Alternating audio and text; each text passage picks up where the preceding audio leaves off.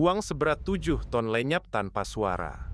Di dalam ruangan gelap ini, lembaran berkas penyidikan yang saya pegang menceritakan sebuah kegilaan yang nyaris mustahil diterima akal sehat.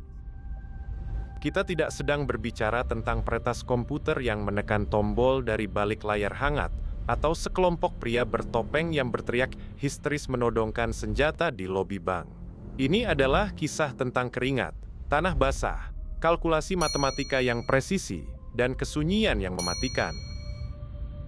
Kita kembali ke kota Fortaleza, Brasil, pada akhir pekan musim panas bulan Agustus tahun 2005.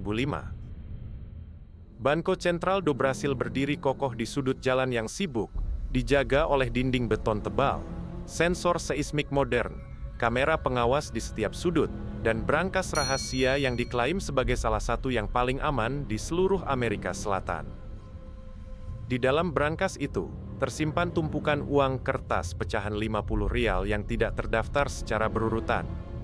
Artinya, jika uang itu hilang, melacaknya akan menjadi mimpi buruk terbesar bagi penegak hukum dimanapun. Senin pagi, tanggal 8 Agustus. Sinar matahari baru saja menyentuh aspal jalanan kota ketika para petugas keamanan bank berjalan santai menuju ruang brankas utama. Mereka memutar kunci kombinasi, membuka pintu baja raksasa seberat beberapa ton tanpa kecurigaan sedikit pun. Tidak ada alarm yang berbunyi sepanjang akhir pekan. Tidak ada laporan aktivitas mencurigakan dari sistem keamanan pusat. Namun, begitu pintu baja itu terbuka, pemandangan di dalam ruangan membuat darah mereka membeku seketika. Brankas itu kosong melompong. Lembaran-lembaran uang senilai 164,8 juta rial, atau setara dengan 70 juta dolar Amerika, telah menguap. Di tengah lantai beton tebal ruang brankas itu, terdapat sebuah lubang melingkar dengan diameter 1,1 meter. Lubang itu digali dengan sangat rapi, menembus beton bertulang setebal lebih dari 1 meter. Ketika para detektif pertama kali tiba di lokasi dan menyorotkan senter mereka ke dalam lubang gelap tersebut, mereka tidak hanya menemukan tanah kosong. Mereka menemukan sebuah pintu masuk menuju sebuah mahakarya teknik sipil bawah tanah yang paling jenius sekaligus paling mengerikan dalam sejarah kriminal dunia. Mari kita turun ke dalam lubang itu bersama-sama. Detektif yang merangkak masuk ke sana mencium bau tanah yang lembab bercampur dengan aroma keringat yang telah mengendap selama berbulan-bulan.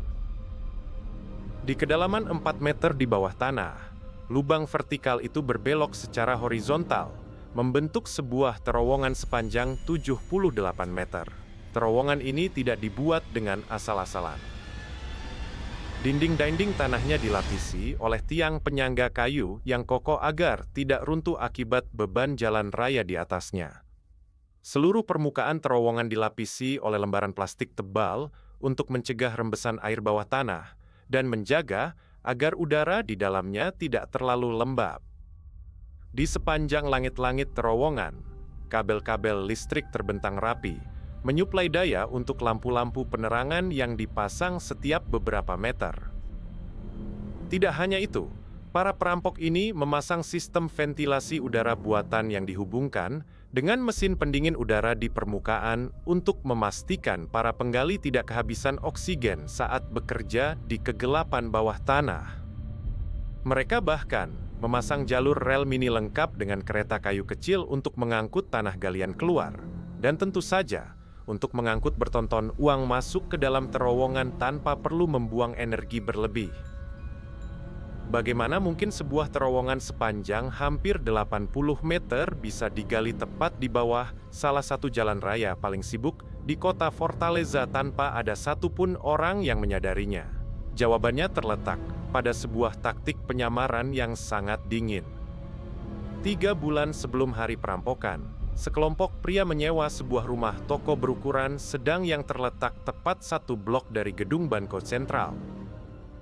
Mereka memasang papan nama besar di depan toko tersebut dengan tulisan Grama Sintetika, sebuah perusahaan fiktif yang mengklaim bergerak di bidang penjualan rumput sintetis dan tanaman hias. Di mata tetangga sekitar dan para pejalan kaki yang lewat setiap hari, rumah toko itu hanyalah tempat usaha baru yang sedang berkembang. Para pekerja di sana mengenakan seragam resmi berwarna cerah, bersikap ramah, dan sering terlihat sibuk memindahkan tanah, pupuk, dan peralatan kebun ke dalam van putih yang diparkir di depan toko. Setiap kali para tetangga melihat van tersebut mengangkut tumpukan tanah keluar dari halaman belakang toko, tidak ada satu pun orang yang menaruh curiga. Di kepala semua orang, sangat wajar bagi sebuah bisnis rumput sintetis untuk membuang tanah sisa proyek lanskap mereka. Padahal, tanah-tanah yang diangkut setiap hari itu adalah isi dari perut bumi yang perlahan tapi pasti digali menuju tepat di bawah lantai brankas bank. Para perampok ini bekerja dalam shift yang sangat disiplin. Mereka menggunakan peralatan canggih yang meminimalkan getaran dan suara bising. Alasan mengapa sensor seismik ultrasensitif milik Banco Central tidak pernah mendeteksi adanya aktivitas penggalian di bawah mereka adalah karena para perampok ini tidak menggunakan bahan peledak atau alat bor industri bertekanan tinggi yang kasar. Mereka mengikis tanah secara perlahan, menggunakan dongkrak hidrolik bertekanan rendah yang dirancang khusus untuk memecah beton bertulang tanpa menimbulkan frekuensi getaran yang dapat memicu alarm bank. Matematika di balik proyek ini sangat presisi.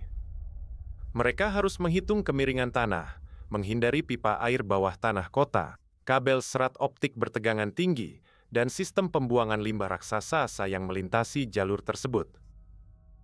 Sedikit saja kesalahan perhitungan arah, mereka bisa berakhir tenggelam di dalam saluran pembuangan kota atau tewas tersetrum listrik bertegangan tinggi di kegelapan bawah tanah.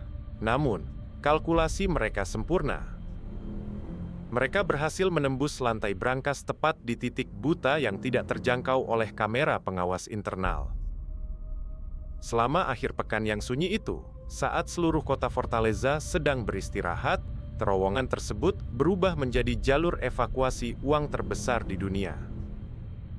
Satu demi satu, karung-karung berisi uang kertas diletakkan di atas kereta rel mini, didorong sejauh 78 meter menuju ke basement toko rumput fiktif mereka, lalu dimuat ke dalam mobil-mobil van yang sudah menunggu dengan mesin menyala.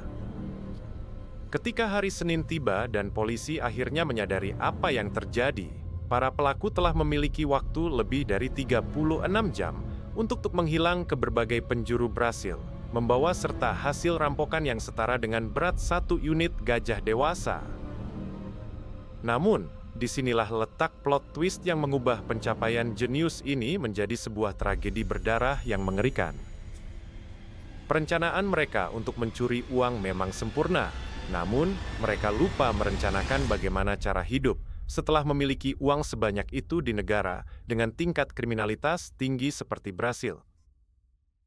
Uang kertas pecahan 50 rial yang tidak terdaftar itu segera menjadi kutukan bagi para pelakunya. Polisi Federal Brasil segera meluncurkan salah satu operasi perburuan manusia terbesar dalam sejarah mereka. Sidik jari yang tertinggal di dinding toko Grama Sintetika, meskipun sebagian besar menggunakan identitas palsu, perlahan menuntun polisi kepada beberapa nama anggota sindikat kriminal terorganisir. Namun, polisi bukanlah satu-satunya pihak yang memburu mereka. Kelompok mafia lain dan bahkan faksi polisi korup yang mengetahui tentang uang 7 ton tersebut mulai melakukan perburuan liar mereka sendiri.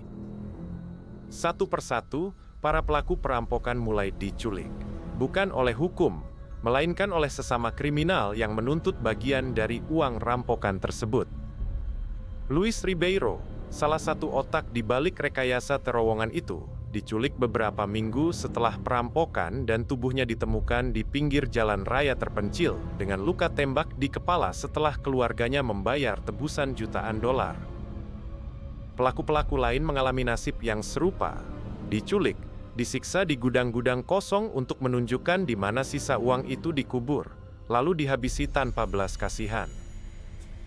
Dari 164 juta rial yang dicuri, polisi federal hanya berhasil menyita kembali sekitar 20 juta rial saja.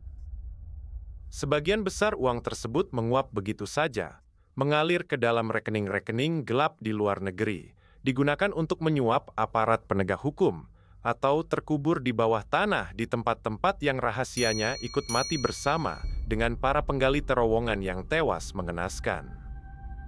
Saat saya menutup berkas kasus ini di bawah temaram lampu meja, ada satu kenyataan dingin yang tertinggal di udara.